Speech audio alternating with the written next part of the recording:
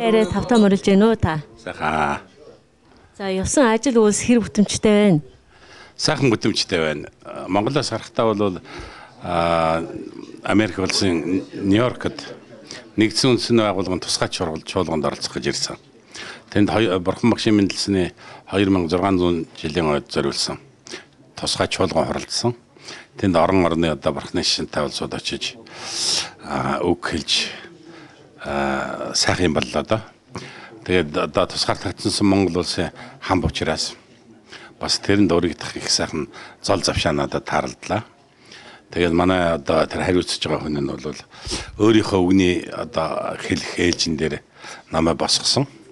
Тэгээд ер нь бол тэнд монголчуудын шишний хэр зэрэг одоо үнэлгээтэй байдаг юм бэ гэдгийг би харагдлаа гэж бодсон. Ягаад гэх юм бол улсуудын төлөөний улсууд нь үг хэлээд тэгээд Шри-Ланкийн одоо буддийн ламын хөвлөлээ. Тэрний дараа нь намайг одоо үг хэлгэж байна. Тэгээд ингээ хоёр дахьт нь одоо сайхан үг хэлэх бол цагаарлаа. Манай гандан тэгшлийн хийдээс 5 удаа явж байгаа.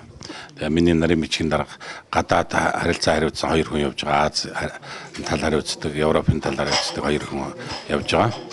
Тэгээ бас одоо зүүн хүрээний Дашчалийн хийдийн хамблам Дамбажуугаар оролцсон бас сайхан үг хэлсэн. Тэгээд ингээд манай аймагуудын дарга нар 21 аймгийн дарга, хотуудын дарга нар, Эрдэнэт, Улаанбаатарын дарга нар тэгээд засгийн газрын одоо хариуцсан улсуудтайгаа нийлээд 27 хүн бас Америк төрөд явж байгаа манай тэр чуулганд оролцож лаа.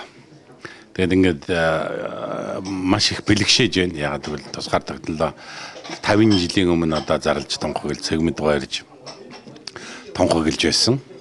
Тэгт нь бол одоо Дэлгэв хатагтан дээр суугаад одоо сэтгэл нь хөдлөөд нүднэлсэн нулимс гарч яасан гэж ингэж яригддаг.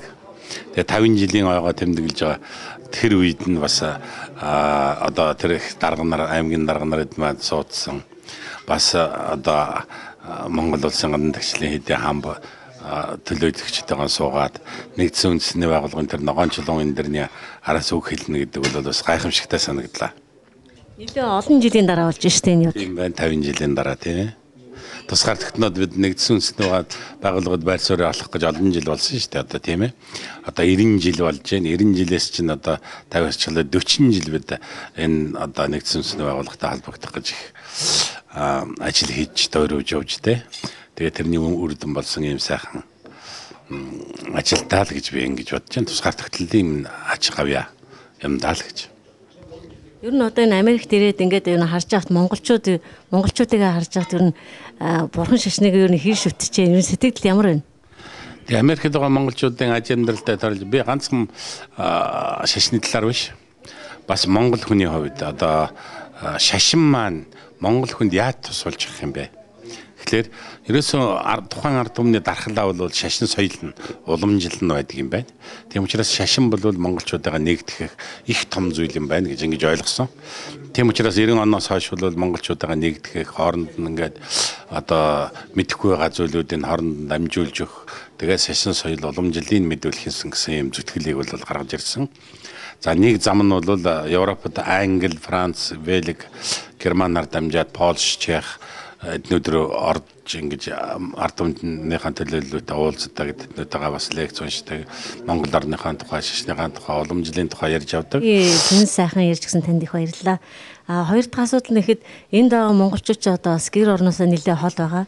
Тэгээ мэдээж ирээ зарим нь эцэг эхтэйгээ уулзаж чадахгүй бас тэгээ нэлээд харамсалтай юм болдог. Тэгээ яг энэ үед ер нь хувь хүн ер нь бас ер нь одоо эцэгийнхээ хойноос ер нь ямар ном уншвал ер нь хүний нутагтайгаа юм чи ер нь мэдээж бурхныг шүтэн штэ тэгээ энд ер нь ямар бодолтой байдгаа. Тий алс салуугаа улсууд зовлон бас байна тийм ээ. Сайхан одоо хөгжил дэвшилтэй Америк гэдэг орнд амьдарч байгаа бахархалтай зүйл байгаа хэдий боловч бас амьдрал болсон хаан янз бүрийн гачаал зовлон гарах олон янзын юмтай тулгарх тийм юм байдаг юм байна.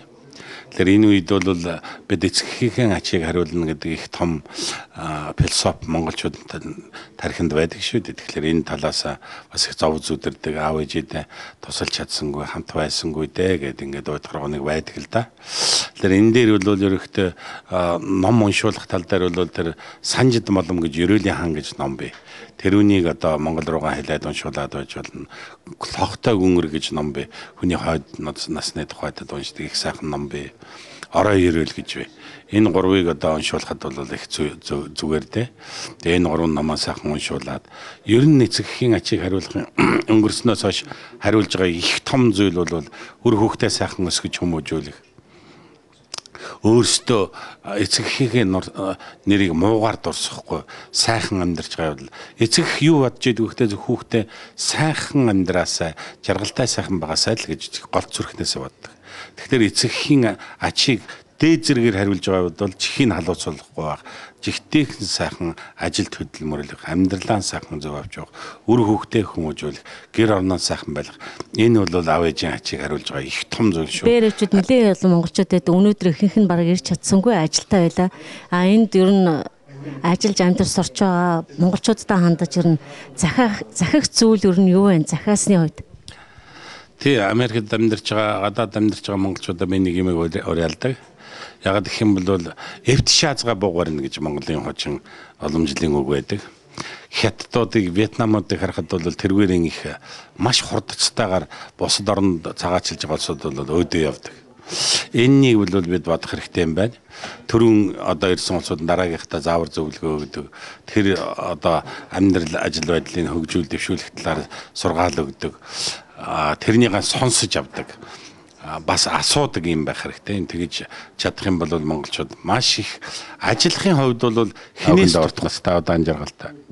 Өвчин зовлонгүй, барчдаггүй мэд сууж, эд таваар элбэгдэлбэг, өрөө хөөхт өнөр өтгөн хамгийн сайхан байх юм.